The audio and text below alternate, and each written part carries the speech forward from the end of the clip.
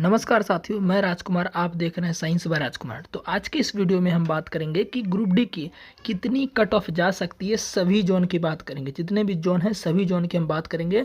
और सबसे बड़ी बात है, सभी कैटेगरी की भी बात करेंगे कि UR, OBC, SC, ST, EWS और जो एक हमारे सीसीए वाले हैं, अप्रेंटिस वाले, उसकी भी हम बात करेंगे कि कितनी कट ऑफ जा सकती है। ठीक है ना। और हम ये डाटा आधारित करेंगे, कौन से डाटा पर? जो टेक्नीशियन ग्रेड 3 का रिजल्ट आया उसके आधारित पर बात करेंगे। ठीक है ना।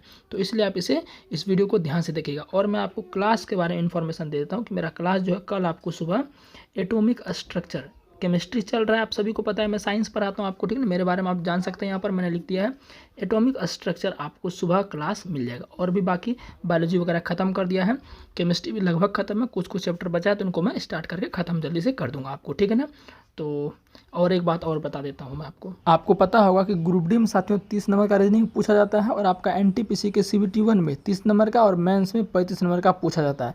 तो रीजनिंग का साथियों अच्छा खासा वेटेज है। तो आपको रीजनिंग में अच्छा स्कोर करना है अगर सिलेक्शन लेना है। तो अगर आपने थ्योरी कहीं से भी कंप्लीट कर लिया रीजनिंग का पूरा चैप्टर, तो अब आपको जरूरत है चैप्टर वाइज और टाइप वाइज प्रश्न लगाने की। ठीक है ना। तो इस बुक में साथियों आपका रीजनिंग का चैप्टर वाइज और टाइप वाइज प्रश्न दिया गया है। सॉल्व्ड पेपर यानी कि जितने भी प्रश्न हैं और उसका आपको सॉल्यूशन भी अच्छे से दिया गया है। जो आपको समझ नहीं आएगा वहाँ से आप देख भी सकते हैं। 1996 से अब तक जितने भी हैं टोटल 8700 प्लस क्वेश्चन साथ इसमें आपको देखने को मिल जाएगा, जो कि आपके सिलेक्शन के लिए काफ़ी महत्वपूर्ण है। रीजनिंग आपका इसको बनाने के बाद पूरा ठोस हो जाएगा, प्रैक्टिस अच्छा खासा हो जाएगा। तो रीजनिंग का प्रश्न आपका एग्जाम में नहीं छूटेगा, अच्छा स्कोर आप रीजनिंग में कर पाइएगा। तो इसको लेना कैसे साथियों? लेना आप कुछ नहीं है, डिस्क्रिप्शन में इसका लिंक होगा, वहाँ साथियों आप इसको ले सकते हैं। ठीक है ना। तो चलिए बात कर लेते हैं यूआर के। सबसे पहले देखिए, यूआर चाहे कोई भी जोन हो मेरे भाई, चेन्नई, कोलकाता, रांची, बिलासपुर, जो भी जोन हो, सभी जोन की बात कर रहा हूँ, किसी में स्पेशल जोन की बात नहीं कर रहा हूँ। क्योंकि पता है आजकल अब कोई सेफ जोन और कोई डेंजर जोन नहीं रह गया। ये बात को ध्यान रखना। ना ही कोई सेफ जोन बच गया है, ना ही कोई डेंजर जोन बच गया। इस बात को ध्यान रखना है ना। कोई सेफ जोन, कोई डेंजर जोन नहीं बचा है अब आज के ज़माने में। क्यों?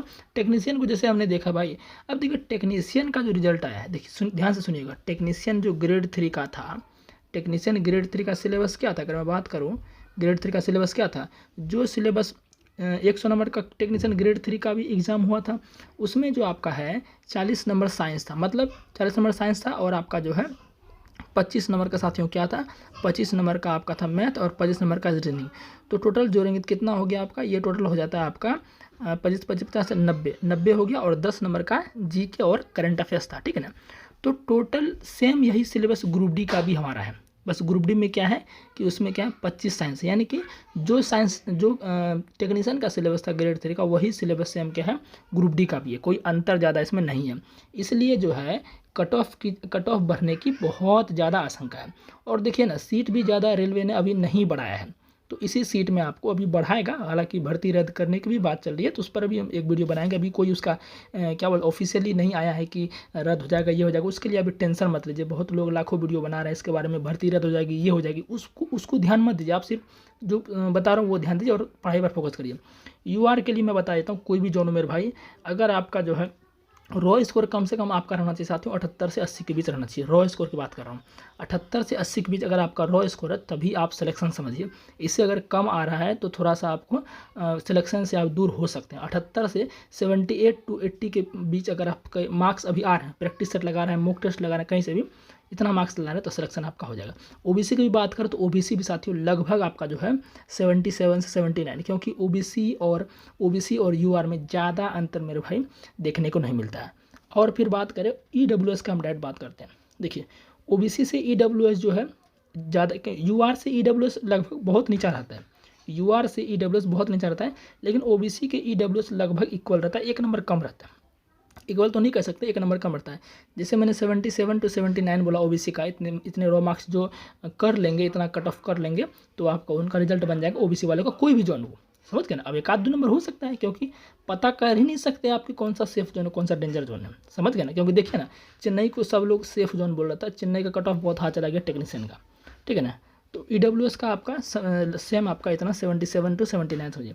और जो एससी एसटी का इधर है, एससी का भी कट ऑफ अब बहुत ज़्यादा जाने लगा है। ठीक है ना। तो एससी का भी मैं बात कर लेता हूँ।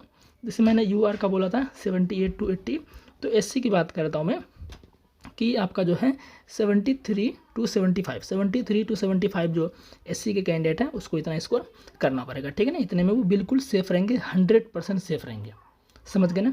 और एसटी की बात करूँ तो ये आपका 68 to 70 के बीच अगर मार्क्स हैं तो ये किसी भी जोन में सेफ रहेंगे, ठीक है ना। इतना आपका है, तो सबको मैं बता दिया। अब बता देता हूँ अप्रेंटिस वाले जो हैं उसका भी मैं बता देता हूँ, ठीक है। अप्रेंटिस वालों का सीसीए वाले जो हैं, एक्ट अप्रेंटिस वाले, ये सब आपको पता है किसका उतना मार्क्स, क्योंकि अप्रेंटिस किया रहता है उसमें इसको पूरा क्या बोलते हैं उसको, रिजर्वेशन मिलता है बहुत ज़्यादा। तो इसका जो है कम से कम जो यूआर वाले हैं साथियों, यूआर वाले जो हैं वो एटलीस्ट 45 है ना, ओबीसी वाले 40, एससी वाले 35, इस तरह से एसटी 32, ईडब्ल्यूएस जो है इसका 40, इसको भी ले लो, ठीक है ना। इस तरह से मार्क्स कट ऑफ आपको देखने को मिलेगा। इतना जो आएगा उनका सिलेक्शन आराम से हो जाएगा, ठीक है ना। बाकी तैयारी के लिए आप हमारे चैनल को ज़रूर सब्सक्राइब कर लें।